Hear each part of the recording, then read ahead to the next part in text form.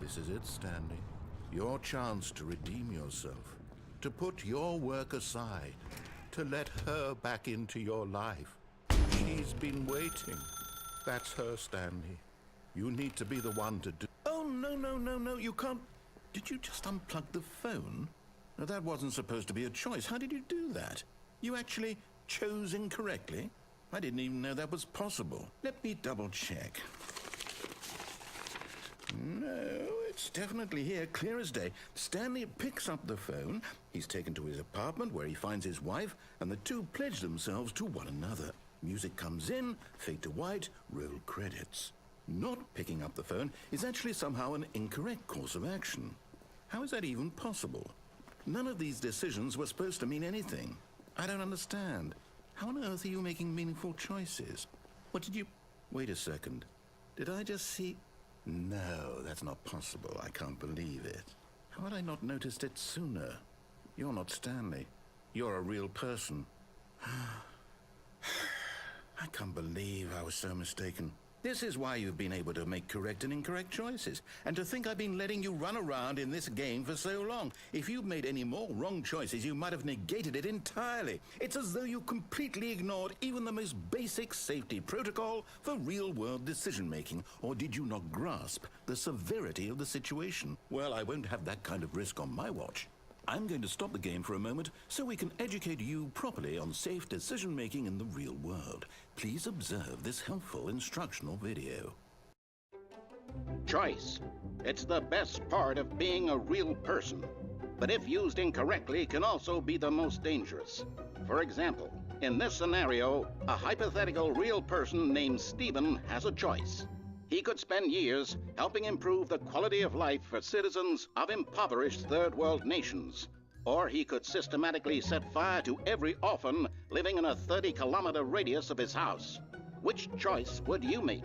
Remember that unlike here, the real world makes sense, and at no time should you make a choice that does not conform to rational logic. If you find yourself speaking with a person who does not make sense, in all likelihood, that person is not real.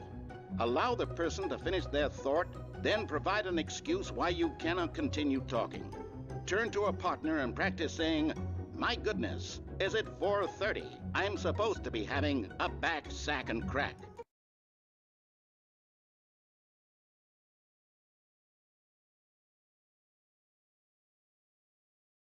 Excellent. Making choices on a regular basis is the best part to a healthy decision-making process. Most medical professionals recommend making at least 8 choices per day. Do you make more than 8?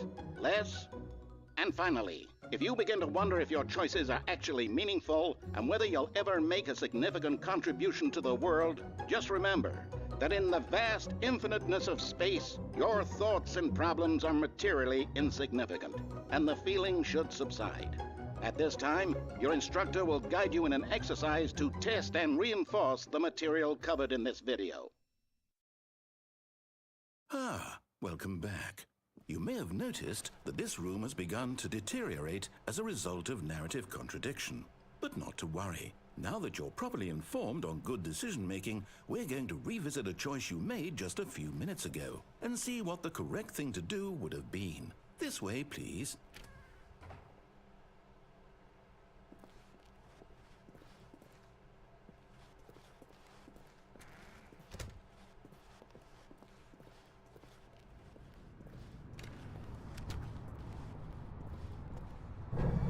Now that we know your choices are meaningful, we can't have you jumping off the platform and dying. Imagine the main character dying senselessly halfway through the story. That story would make no sense at all.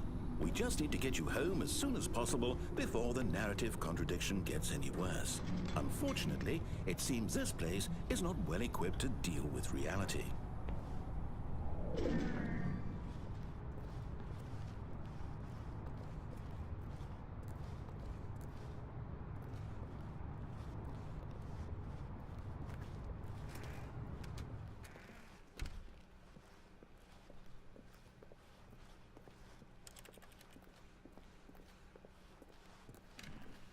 almost there. You'll take the door on the left, back to the correct ending, the story will have resolution once again, and you'll be home free in the real world. Now remember, all you need to do is behave exactly as Stanley would. That means choosing responsibly and always putting the story first. I'm quite sure you'll be up to the task. Just follow my lead and you'll be fine. All right. When Stanley came to a set of 2 open doors, he entered the door on his left. No! Why did you do that? Quickly, hurry back in the other direction. Perhaps we're not too late.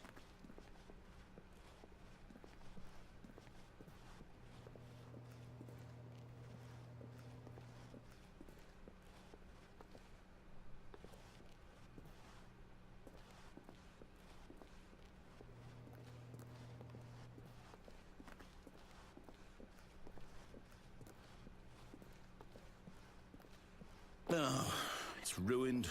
I can't believe, after everything we talked about, that my story, you've destroyed my work. Why? For what?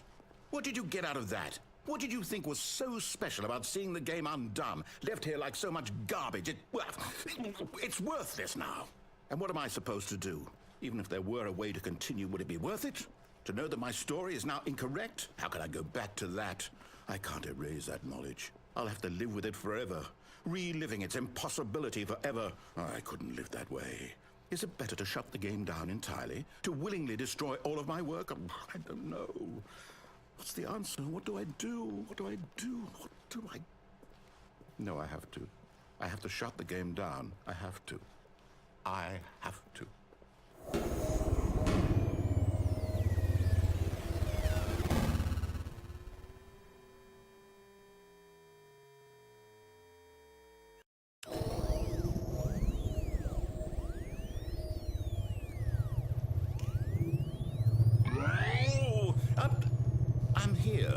I'm still here in this pile of rubbish, with you, who thought you were so clever. Now look where we are. My entire game is destroyed. It was the only thing in the world that was mine, and you've run it into the ground. What, did you think that would be funny? You just had to see? Didn't I impress upon you how important it was to be like Stanley? He actually knows how to do what I tell him to. He understands that if I say to do something, there's a damn good reason for it.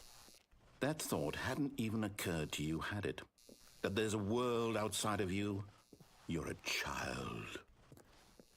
Oh, my story. If you'd just gone through the door on the left, you would have seen it. There was a whole underground facility. You would have destroyed it and been victorious. It would have been so perfect. I worked so hard on it. I tried so hard. Behave exactly as Stanley would. That means choosing responsibly and always putting the story first.